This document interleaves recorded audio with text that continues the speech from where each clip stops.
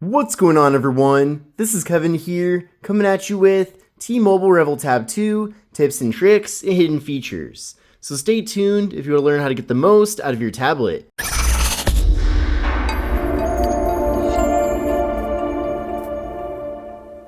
So this is the T-Mobile Revvl Tab 2. Now this is a budget tablet from T-Mobile, and it is through their in-house Revvl brand. Now what's nice about this tablet is that despite it being an affordable option, it is not junk. It is a perfectly usable tablet. It is more designed for content consumption rather than necessarily being a tablet that has high specifications, because it simply does not.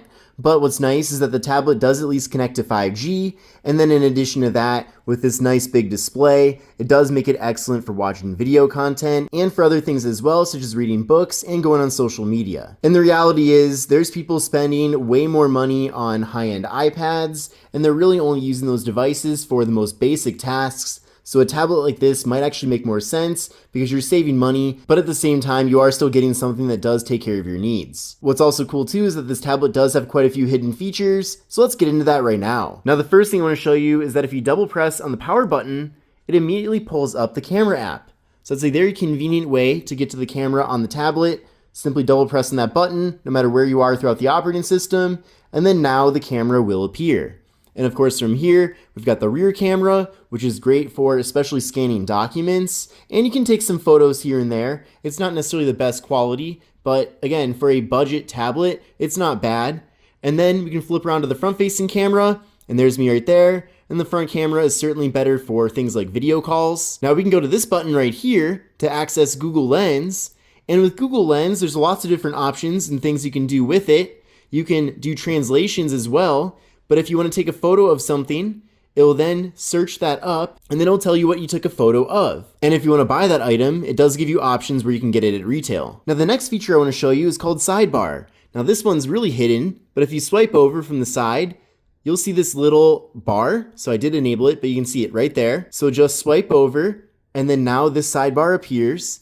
And then from here, there's quite a few different things you can do. You have quick access to various functionalities. You can also go to the editor right here, and you can add in other functionalities, and you can add any app that's installed on your device. So that's certainly really convenient. But I'm gonna add this one, floating window, and we'll do a demonstration of that in a second. But let's go to the settings here and see what other options we have. So you can see that by default, it does give us a gesture launch, but there's also an option here for handle launch. So let's pick that one. And then now you can see there's this little handle on the side of the device. And I actually think this is better because you're not just randomly swiping from the side. Instead, you can swipe on that handle, and then from there, it pops out the sidebar here. And then if you rotate the display, by the way, you'll see the handle is right there. So you can also swipe on it right there and then access the sidebar this way as well. Now remember how I pulled up this floating window option? Well, let me show you what you can do with that. So I'm going to start by pulling up an app, such as the calculator for this example. And then now with this app pulled up, I'm going to swipe over, and then you'll see I can now enable floating window. So if I tap there, it's now going to shrink this app down, and then I can do other things on my device, but now this app is floating up above here. I can grab on and move this around. I can also resize this, which is nice. And here's something really interesting. If you tap down here, we have quite a few different options. So I can tap on fold, and it'll actually fold it into this icon right there. So it's still floating, but I can kind of tuck that away and keep it off to the side. And then if I go back over to here, it will expand it. But if I go back down to here, and then I tap on apps, it actually gives me the entire app drawer on this device. And then from there, I can pick a different app, and then it also puts it in this floating window. Then from there, I can tap here once again.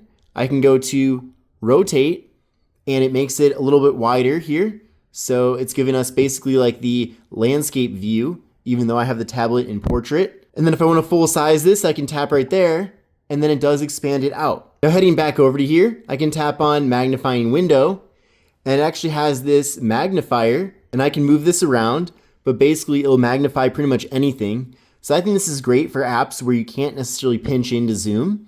So that does give you a way to then zoom in on your own. And another way to do that floating window is to go to your recent apps button, and then from there, tap up here, and then you can go to floating window, and it does it once again. So that's another way of doing that.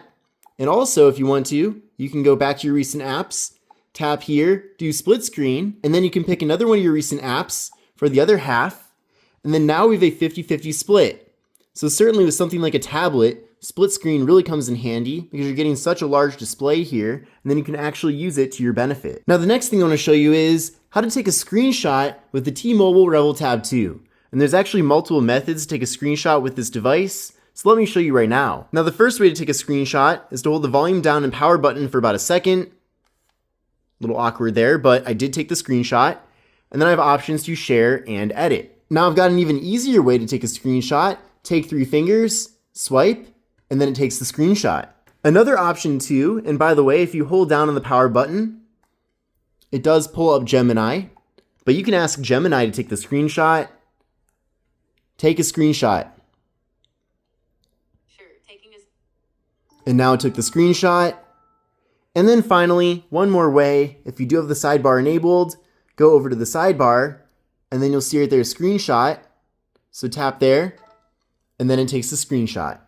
But that's how to take a screenshot with the T-Mobile Revvl Tab 2. Now you probably noticed that with this device, we are getting the 3-button Android navigation, but if you want to change that to gestures, just pull down the shade here, go right here to the settings, and then from there go to search, type in nav, and let that load.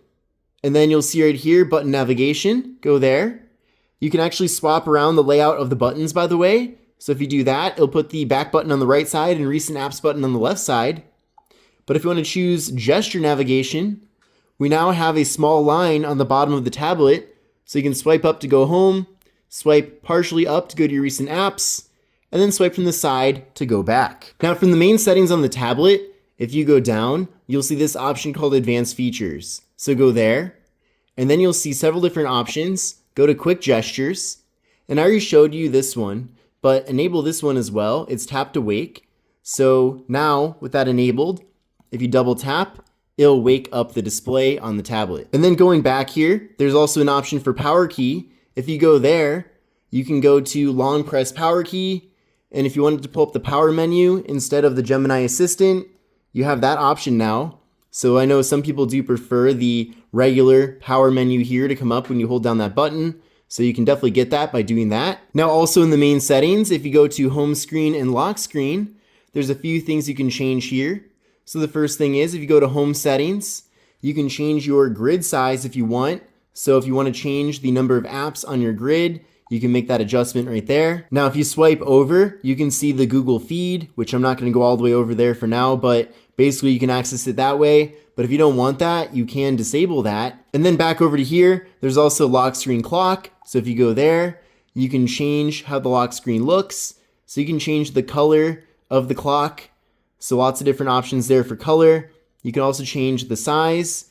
So you can put the clock as a fixed clock, it'll be up in the corner, or dynamic where it changes in size based on the content. Now in addition to that, there's also lock screen shortcuts. So you can change what you have down here. So you can pick different device functionalities for both the left and right side shortcuts. And then if you go to lock screen settings, you can also go to lock screen message. And if you want, you can name your device, or what I recommend doing is adding your email address. So if you happen to lose your tablet and someone finds it, they can send you an email and then hopefully they can get it back over to you. And then from here, if you go to display, there's quite a few good things here. There's also dark mode if you want that. You can even set a schedule for it.